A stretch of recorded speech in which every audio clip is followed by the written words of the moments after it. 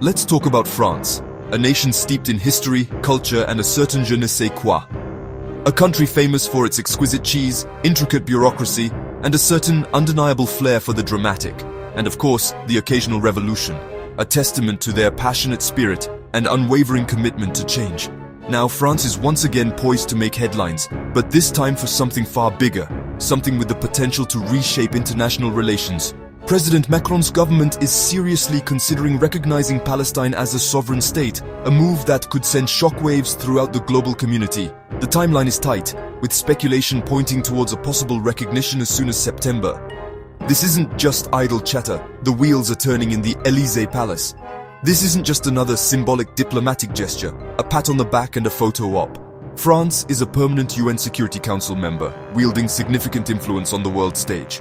A nuclear power possessing a military might that commands respect and attention, and a founding EU nation deeply intertwined with the political and economic fabric of Europe. When France moves, the world pays attention. Every decision, every statement is scrutinized and analyzed for its potential impact. Over 140 UN members already recognize Palestine, a significant number yet lacking the weight of Western powers. But France's recognition would be a game changer, a seismic shift in the international landscape. For Palestinian advocates, it's long-awaited validation, a beacon of hope in a seemingly endless struggle.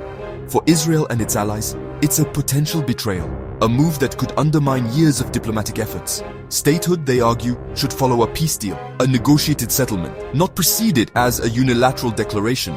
France's move would be bold, a daring gamble on the future of the region, controversial, igniting passionate debates and deepening existing divisions, and impossible to ignore, demanding a response from every corner of the globe.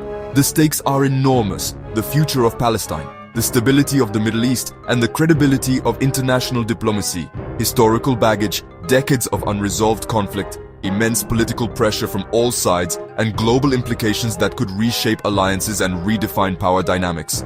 So why is France considering this now? What are the underlying motivations driving this potential shift in policy? What needs to happen before September? What conditions must be met? What agreements reached to pave the way for such a momentous decision? And what could the fallout be? What are the potential consequences, both intended and unintended, of recognizing Palestine as a sovereign state? We'll break down the motivations, the complex political calculations, the intricate diplomatic dance, the process, and the possible consequences. For everyone from diplomats in the halls of power to everyday people in Ramallah and Tel Aviv, whose lives will be directly impacted by this decision. Because if France pulls this trigger, if they take this leap of faith, the echo will be heard around the world, reverberating through international institutions and reshaping the geopolitical landscape. Let's dive in, peel back the layers of complexity, and uncover the truth behind this potentially historic decision. The story starts with France's complicated history in the region, a legacy of colonialism, influence, and enduring ties. France's relationship with Israel and Palestine is a diplomatic rollercoaster. Early on, France was Israel's key ally, even helping launch its nuclear program. But after the 1967 Six-Day War, President de Gaulle pivoted, imposing an arms embargo and shifting toward the Arab world. For decades, France tried to balance support for Israel with advocacy for Palestinian rights, funding Palestinian institutions, condemning settlements, but also maintaining strong ties with Israel's government and France's large Jewish community. Macron has tried to play honest broker, but rising violence and settlement expansion have made neutrality harder to maintain. Domestic pressure is mounting, especially from France's large Muslim population, making Palestine a hot political issue. The old policy of active neutrality is crumbling. Now the Élysée is asking, is it time for a decisive move?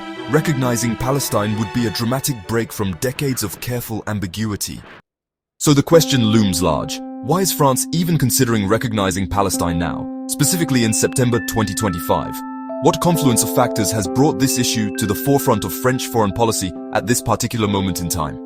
First, and perhaps most significantly, the US-led peace process is, for all intents and purposes, dead. Decades of efforts have yielded little progress, and the current political climate offers scant hope for a breakthrough. Europe, increasingly, is tired of waiting for Washington to act to take the lead on this critical issue. There's a growing sense that the EU needs to forge its own path. Second, President Macron faces considerable political pressure at home. His domestic agenda is constantly being challenged. This pressure comes from various corners, from the left wing of his own party, from France's sizable Muslim community, which feels deeply invested in the Palestinian cause, and from a generally fractured and polarized political landscape. Recognizing Palestine could provide a much-needed boost to his legacy, offering a defining moment in his presidency, and potentially shore up support among key constituencies. Third, the situation on the ground in the Palestinian territories is, without exaggeration, dire. The humanitarian crisis in Gaza continues, and the West Bank remains a tinderbox. Settlement expansion by Israel is rapidly eroding the possibility of a viable, contiguous Palestinian state, making a two-state solution increasingly unattainable. France fears that if it continues to wait, to delay action, there will simply be nothing left to recognize. No territory, no sovereignty, no hope for a future Palestinian state. Finally, the broader European context matters significantly. France isn't operating in a vacuum. Spain, Ireland, and Norway took the step of formally recognizing Palestine in 2024, effectively breaking the long-held EU unity on this issue. This bold move opened the door for France to potentially lead a new bloc of European nations willing to take a stronger stance on the Israeli-Palestinian conflict. By acting now, France has the opportunity to shape Europe's overall response to the crisis, reassert its diplomatic influence on the world stage, and potentially reclaim its position as a leader within the European Union. Ultimately, it's a complex mix of frustration with the status quo, a calculated political strategy, and a strong desire to seize what is perceived as a fleeting historical opportunity to make a real difference. The clock is ticking, and the window for a peaceful resolution is rapidly closing. September 2025 could very well be a historic month, a turning point in the long and troubled history of the Israeli-Palestinian conflict. How does France get from whispers and rumors to official recognition of a Palestinian state? It's a journey through the heart of French power, a dance of diplomacy and political maneuvering. First, Macron's team finalizes the decision, a moment of truth where the weight of history and future consequences collide. This isn't a solo act. It involves consulting with top advisors, legal experts, and foreign policy strategists, all meticulously weighing every consequence. Every angle is considered, every potential pitfall analyzed. Next, the French Parliament debates the move. It's a crucial step, bringing the decision into the public sphere. Expect passionate speeches, filled with conviction and historical context, and of course, fierce opposition, with dissenting voices raising concerns about potential repercussions and alternative paths. Ultimately, there's a vote that, even if non-binding, gives the decision democratic legitimacy, signaling the will of the French people. Meanwhile, behind the scenes, French diplomats launch a full-court press, a whirlwind of meetings, calls, and strategic communications. This includes briefing EU partners, seeking to garner support and present a united front. They also engage with the US, a key player in the international arena, and Arab capitals, where the decision will be closely scrutinized and debated.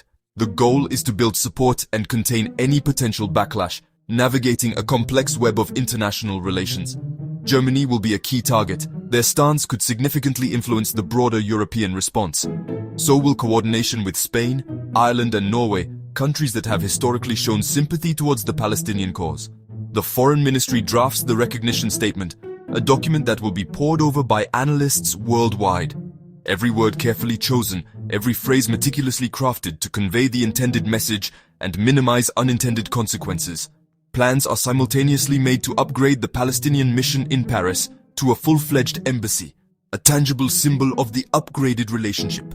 Finally, Macron prepares a major televised address, a carefully staged event designed to capture the attention of the nation and the world. This address will explain the decision to France and the world, laying out the rationale and the vision for the future.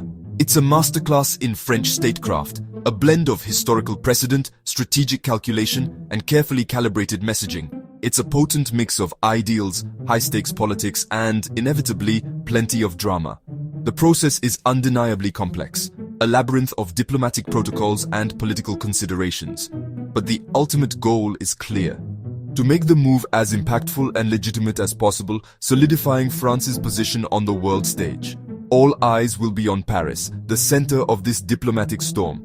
The countdown to September is officially on, and the world is holding its breath. The stakes couldn't be higher, as the decision reverberates across the globe, shaping the future of the Israeli-Palestinian conflict and international relations. If France recognizes Palestine, reactions will be explosive. In France, Arab and left-wing communities will celebrate, seeing it as a victory for justice and equality. France's Jewish community and right-wing groups will feel betrayed, fearing increased anti-Semitism and accusing Macron of abandoning Israel. The national debate will be fierce and divisive. In Palestine, the move will spark celebrations, flags, rallies, and a surge of hope. It's a huge morale boost and a rare diplomatic win. In Israel, the response will be outrage, diplomatic protests, harsh condemnations, and a sense of betrayal. The move will deepen divides both at home and abroad. France will be at the center of a political storm. France's announcement will send shockwaves worldwide. The US will publicly express disappointment, privately fume, and likely use its UN veto to block Palestinian membership. US-France relations will cool, but neither side can afford a full break. In the EU, France's move will force countries to pick sides, shattering any remaining consensus. Spain, Ireland, and others will rally behind France. Germany and Eastern Europe will push back. The Arab world will praise France, using the move to show support for Palestine. Russia and China will seize the moment to highlight Western divisions and boost their own influence. The global order will feel the tremors. France's decision will reshape alliances and debates. The world will be watching and reacting. France's recognition could trigger a domino effect. Other EU countries, Belgium, Luxembourg, Slovenia, Malta, may quickly follow. The UK, post-Brexit, faces a tough choice. Stick with the US or align with Europe. A Labour government might lean toward recognition, shaking up this special relationship. Australia and New Zealand could reconsider their positions if Europe shifts. The real prize is the US. While immediate recognition is unlikely, a European wave could slowly shift American debate. France's move isn't just about today, it's about changing the global conversation for years to come. The dominoes are lined up. Who falls next? What does French recognition mean for the peace process? Supporters say it's a needed shock, giving Palestinians leverage and forcing real negotiations. It could shift talks from should Palestine exist to what will its borders and security look like. Critics argue it rewards avoidance of direct talks and could kill any incentive for compromise. Israel might retaliate, annexing land, accelerating settlements, or cutting off the Palestinian Authority. Instead of peace, the move could deepen the conflict and harden positions. It's a high-stakes gamble. No one knows if it will pay off. As September approaches, two futures emerge. In the optimistic scenario, France's move sparks a wave of recognitions, renews negotiations, and empowers moderates on both sides. The US adapts, and the new peace process, slow and difficult, begins. It's not instant peace, but it breaks the stalemate and offers hope for a two-state solution. In the darkest scenario, Israel retaliates, the Palestinian Authority collapses, and violence escalates. The international community fractures, and the peace process becomes a bitter memory. France's gamble could either revive hope or cement the conflict for a generation. The world is watching Paris. The stakes are enormous. The outcome is uncertain. September will be a turning point. No pressure. No.